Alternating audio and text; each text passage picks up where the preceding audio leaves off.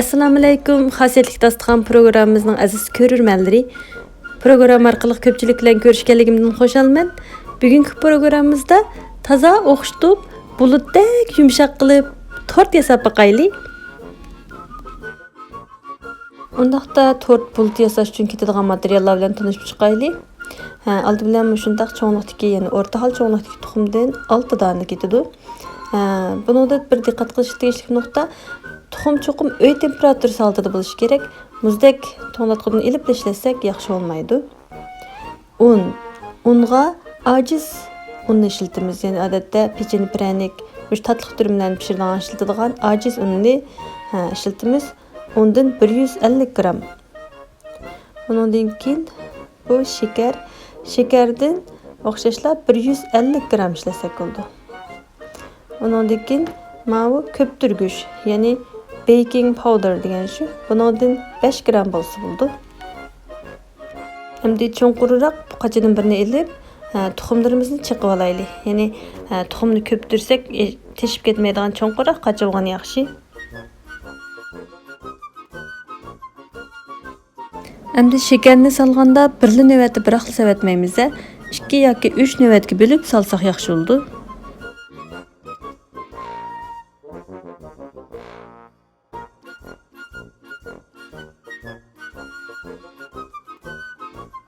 Mana shundaq tuxum bilan shekarni toza yaxshi ko'ptirib olamiz. Undan keyin ko'ptirgich va unimizni qo'shishni boshlaymiz.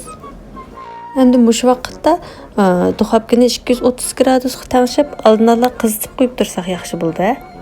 Endi mush unni qo'shgan chog'da hargiz bir axlam qo'shib etmaymiz. Azazdan shundaq inchki ko'zlik algakimiz bo'lib qolsa, algakni o'tkazgach, azazdan qo'shib yengil aralashtiramiz. Aralashtirgan vaqtimizda hargizmi shu aralashmamizda un dancha altida qolib qolmasligi kerak. Bunisi pishirgan chog'da hamsi tuvan tarafga lesning tegiga tinib olib, asti qattiq chiqib qoldi. Shuningga un danchalari bo'lib qolmasligi kerak. Nayt kuchli qo'chib aralashtirmay, nayt yengil akiltib turib aralashtirib, unni butunlay yegizib o'tishimiz kerak. Nayt silliq holatda qilib.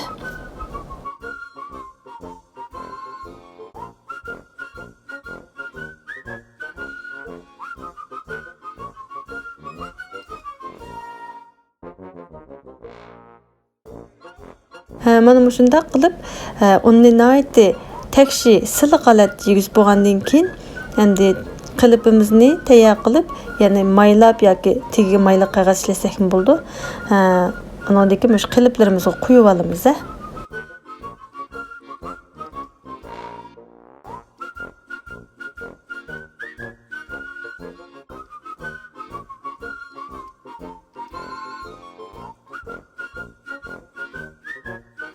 Shunday qilib o'xshash miqdorda qilib 2 qilibga bo'lib oldik.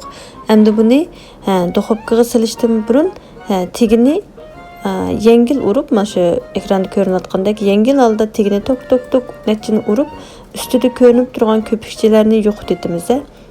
Bo'lmasa ba'zi yerlari egiz, tog'da ko'pib, ba'zi yerlari ko'pmay egiz besib qoldi. Shunga tekshi ko'pish uchun ustidagi ko'pikchalarni yo'qotib etadigan shu bosqich nihoyat muhim. Endi mushta tayyor bo'lgandan keyin buni 230 gradusdagi oldin qizitib olgan duxovkamizga silib 25 minut pishiramiz. Duxovkaning qizitish ahvoliga asosan vaqtni sal tangsisak bo'ldi, uzartib yoki qisqartib tangsisak bo'ldi. Endi shunday qilib bu duxovkadan chiqdi. Mana shunday chiroyli qizarib pishibdi. Bugungi vaqt bo'lsa 230 gradusda 22 minut pishgandan keyin og'ani oldi. Shu duxovkadan og'icha shu ichi pishdimi pishmadini bilish uchun o'sha tishga olg'ishmishlar inchki yog'och bilan sanjib baqsa qoldi. Agar ichi pishmagan bo'lsa yog'ochga chaplashadi. Buni ayt yaxshi pishib chiqibdi. Hozir bir qiziq sal turib biz muzlaganda qilibdan chiqarib olsak bo'ldi.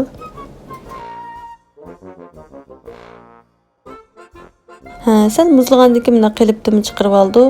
Shunchalik musong shu bulutdek yumshoq yaxshi pishibdi. Endi buni mushg'ulolati bir chetga qo'yib tursak, o'zligidan muzlab tursin. Biz endi tortning qaymoqining tayyorligini qilaylik.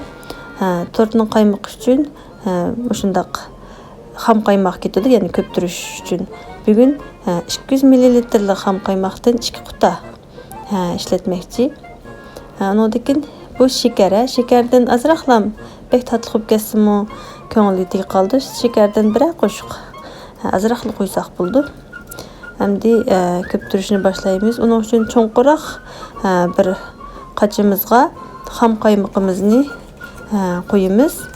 Rasmi shu qaymoqni köptüradigan qachimiz cho'qim quruq bo'lishi kerak. Bir tomchi suv bo'lib qolsa-mu, asan köpmay turvalda qaymoq. Shunda qilib to'qliq köptürgüchimizde köptürüşni boshlaymiz. Shekarni nayt azil salsak bo'ldi. Bir qo'shiq bek tatlı bo'lib ketsa asan ko'nglimizga tegib qoldi. Shunga bir qo'shiq bo'lsa kifoya. Hamda bu holatda shu qaymoq rasmi quyilib qaymoq bo'g'icha shuni köptürimiz. Qaymoqni toz yaxshi köptürib oldik. Endi mush qaymoqimizni ishiltib, bayatdan yaqimizlab bizni saqlab turgan tortimizni chiroyli bezab olaylik. Shundan mana ikkisi batdi. Mushuni endi bezashni boshlaymiz. Muvofiq cho'nliqdagi qachimizga ostiga ilqiching muqim tutib turish uchun azroq qaymoq melvasak yaxshi. Ash qaymoqning ustiga ham bir tortimizni qo'ydik. Endi shuning ustiga mush rasmda ko'rsatilgan holatda qilib bezashni boshlasak bo'ldi. O'zimiz yaxshi ko'rgan usullarda bezsak albatta bo'ladi.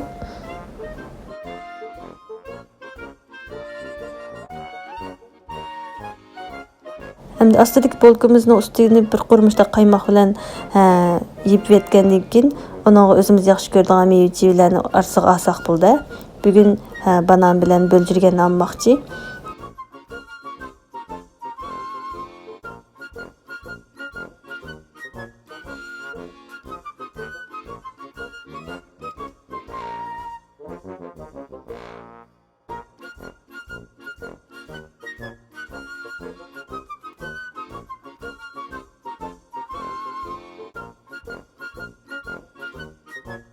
Hamda müştaq yaxshi ko'radigan meva-chevalarimizni bir qur yeyib o'tgandan keyin uning ustini yana qaymoq bilan yeb o'tamiz. Hamda müştaq qaymoqni tekshi yeyib olgandan keyin buning ustiga ikkinchi parcha bolkamizni elib yengil besib qo'yib olamiz. Hamda buning ustini qaymoqlarimiz bilan o'zimiz yaxshi ko'rgan uslubda bezisak bo'ladi.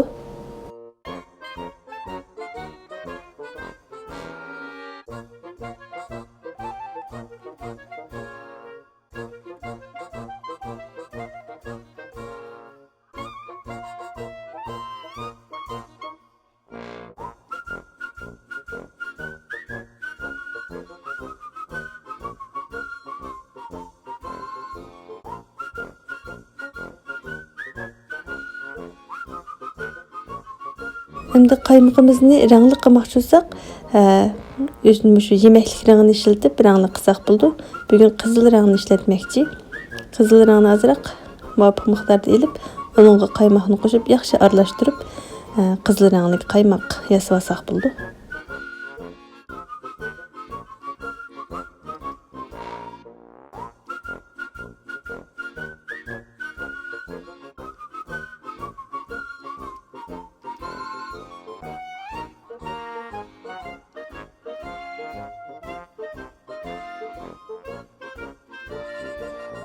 Endi tortning yuziga xat yozmoqchi bo'lsak, mustaq asboblar bor. O'shani foydalansak bo'ldi. Bugun u material uchun azroq shokoladni ichiga silib, uningga biza kokonat meyi qo'shib, mikrodolqinliq duxovkamizda eritib olamiz. Eritib olgandan keyin uningga yana azroq qaymoqni qo'shsak, quyuqligi shunday muvofiq xat yozishga muvofiq quyuqlik tangishildi. Endi buni tangishib olgandan keyin xat yozishga qulay bo'ladigan shu qachim qutimizning ichiga silib, tortning yuziga o'zimiz yozmoqchi bo'lgan xatlarimizni bevosita yozsak bo'ladi.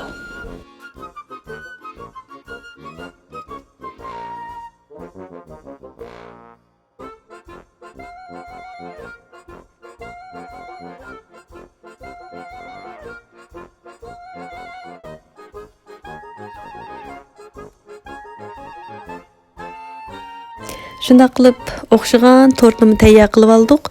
Tortimizni tayyor qilgandan keyin iste'mol qilishdan ilgari to'nglatqining muzdek saqlash bo'limchisida 20 minutdan yarim soatgacha atrofda turg'izgandan keyin iste'mol qilsak, texmo mezlik bo'ladi.